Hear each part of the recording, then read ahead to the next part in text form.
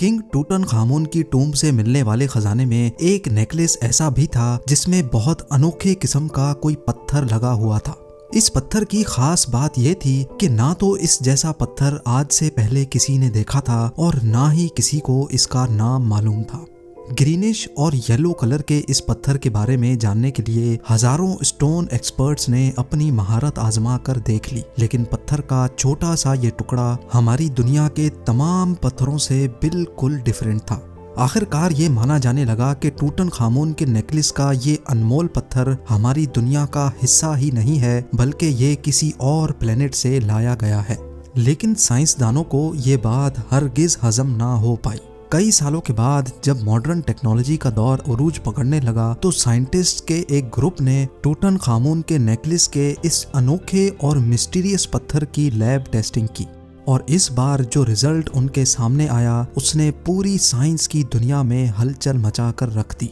GeM TV की videos में एक बार फिर से खुशामदीद। नाजरीन, इजिप्ट में गीजा पिरामिड से तकरीबन 650 किलोमीटर दूर लाइमस्टोन के पहाड़ों के बीच में वाक़े इस मकाम को वैली ऑफ द किंग्स कहा जाता है। हजारों साल पहले यहाँ इजिप्ट के किंग्स और क्वींस को उनके खजानों समेत बड़ी शान और शौकत के साथ दफन किया जाता था।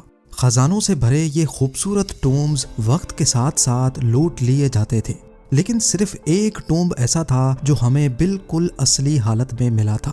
ये टूम्ब इन लुटेरों से आखिर बच कैसे गया था, इसको कब और कैसे ढूंढा गया, इसके बारे में आप जेम टीवी की ये डिटेल वीडियो भी देख सकते हैं। ये टूम्ब था किंग टूटनखामुन का, जिसने आज से तकरीबन 3500 साल पहले इजिप्ट पर राज किया था। क्योंकि किंग टूटनखामुन की ममी और यहाँ से मिलने वाले शाही खजाने की खबर ने पूरी दुनिया में हलचल मचा रखी थी, इसी वजह से ये खजाना देखने के लिए दुनिया के हर कोने से लोगों की आमद का सिलसिला शुरू हो गया। प्योर गोल्ड से बनी हजारों चीजें इस खजाने का हिस्सा थी, जबकि इस खजाने में एक ऐसा नेकलेस भी था जो मुख्तलिफ रंगों के कीमती पत्थरों से सजा हुआ था। इन पत्थरों में से सबसे बड़ा और सबसे खूबसूरत पत्थर नेकलेस के बीच में लगा हुआ देखा जा सकता है। बाकी तमाम चीजें तो सबकी पहचान में आ रही थी, लेकिन नेकलेस पे लगा ये खूबसूरत पत्थर आज से पहले किसी ने भी नहीं देखा था। हजारों मिनरलॉजिस्ट और स्टोन एक्सपर्ट्स बुलवाए गए, लेकिन इसकी असल हकीकत से पर्दा ना उठ सका। हमारी दुनिया में अभी तक 200 से भी ज्यादा जेम स्टोन्स पाए जाते हैं, लेकिन हैरत अंगेज तौर पे ये अजीब पत्थर इन सब से काफी ज्यादा डिफरेंट था। कुछ तो था पत्थर के इस अनमोल टुकड़े में जो अनकरीब सबको चौंका देने वाला था। वहाँ के लोकल्स ये बात मानने पर मजबूर हो गए कि टूटनखामुन के नेकलेस का ये पत्थर कोई जादुई पत्थर है या फिर ये किसी और प्लेनेट से लाया गया है। कई सालों के बाद साइंसदानों और मिनरलॉजिस्ट्स के एक ग्रुप ने इस पत्थर की असल हकीकत जानने के लिए इसका पहली बार लैब टेस्ट किया, क्योंकि उनका भी यही ख्याल था कि टेस्ट के जरिए जो कुछ होगा खुलकर सामने आ जाएगा। लेकिन बजाय मामला सुलझने के वो मजीद उलझता चला गया। लेबोरेटरी टेस्ट से एक बात तो क्लियर हो गई कि जिसको इतने सालों से पत्थर माना जा रहा था वो असल में पत्थर नहीं बल्कि कांच का एक टुकड़ा है। लेकिन जो चीज एक्सपर्ट्स को डिस्टर्ब कर रही थी वो ये थी कि गिलास के इस टुकड़े की प्रॉपर्टीज नॉर्मली पाए जाने वाले गिलास से काफी ज्यादा मुख्तलिफ थी। नॉर्मली कांच वॉल्केनिक होता है, यानी उबलता हुआ गर्म लावा जब किसी वजह से फौरन ठंडा होता है तो वो कांच बन जाता है। ज्यादातर लावा जब पानी से टकराता है तो वो काले रंग के क्रिस्टल गिलास में तब्दील हो जाता है।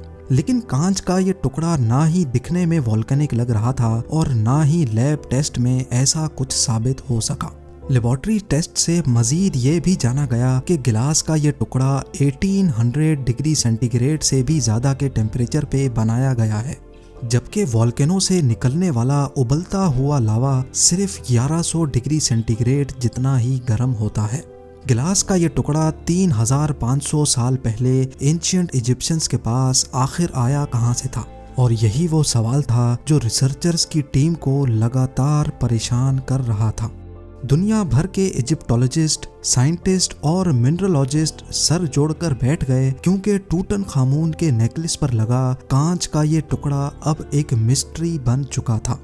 कई साल गुजर गए, लेकिन बदकिस्मती से कोई भी ये मालूम ना कर सका कि आखिर ये अनमोल कांच आया तो आया कहाँ से।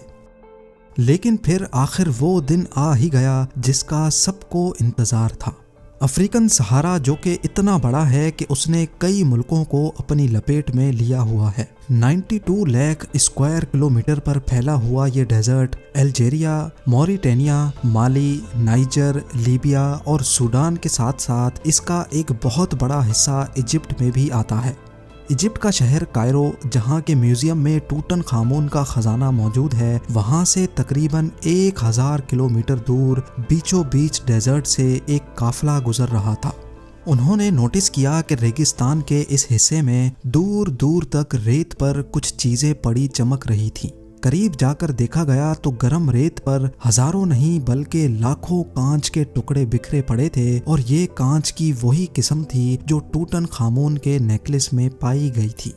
ये मंजर काफी अजीब महसूस होता था, क्योंकि जिस जगह से सालों में कोई नहीं गुजरता, वहाँ पे इतनी तादाद में कांच के अजीब टुकड़े मिलना काफी हैरान कुन था। ये बात पूरे इजिप्ट में आग की तरह फैल गई, और जल्द ही रिसर्चर्स की टीम तक भी, जो कि सालों से इस खास गिलास के टुकड़े पर तहकीक कर रही थी।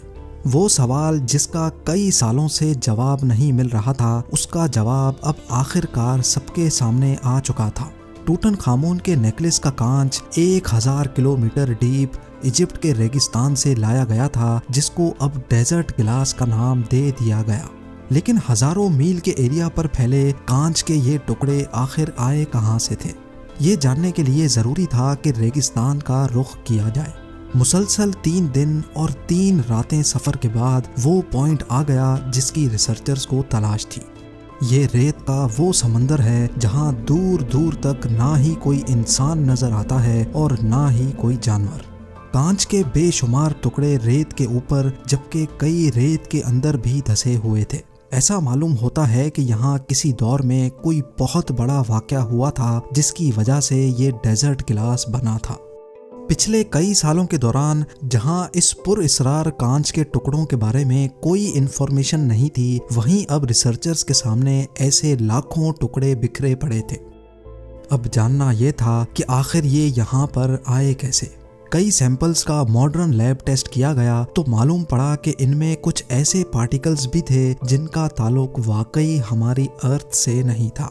लेकिन एक और बहुत अहम इंफॉर्मेशन भी थी जो इसी टेस्ट के जरिए मालूम पड़ी, और वो ये थी कि गिलास का ये टुकड़ा आज से तकरीबन 3 करोड़ साल पुराना है।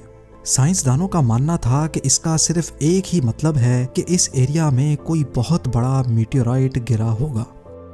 वैसे तो अर्थ की तरफ रोजाना कई मीटियोराइट्स आते हैं, लेकिन जैसे ही वो अर्थ के एटमॉस्फेयर में दाखिल होते हैं तो फ्रिक्शन की वजह से इनमें आग भड़क जाती है और वो जमीन पर गिरने से भी पहले भाप बनकर उड़ जाते हैं।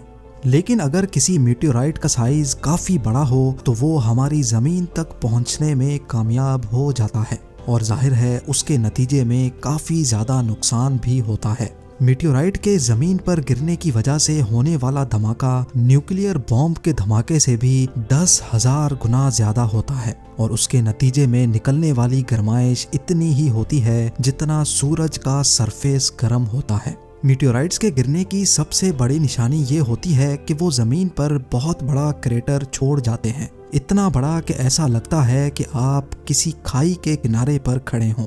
लेकिन रेगिस्तान के इस हिस्से में दूर दूर तक ऐसा कोई क्रेटर मौजूद नहीं था जिसको देखकर ये लगे कि यहाँ कोई मीटियोराइट गिरा था। डेजर्ट गिलास की मिस्ट्री एक के बाद एक नया मोड़ ले रही थी। टूटन खामून के नेकलेस से बात शुरू होकर अब मामला मीटियोराइट्स तक जा पहुंचा था।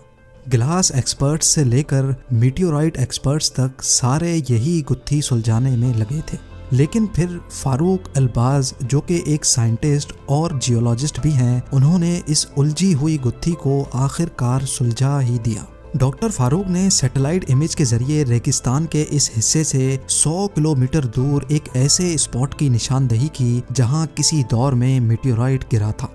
साथ ही साथ जियोलॉजी के एक्सपर्ट होने की हैसियत से उन्होंने ये भी बताया कि 7000 साल पहले रेत का ये समंदर असल में हरा भरा होता था, जहाँ नदियाँ भी बहती थीं और कई लेक्स भी मौजूद थीं।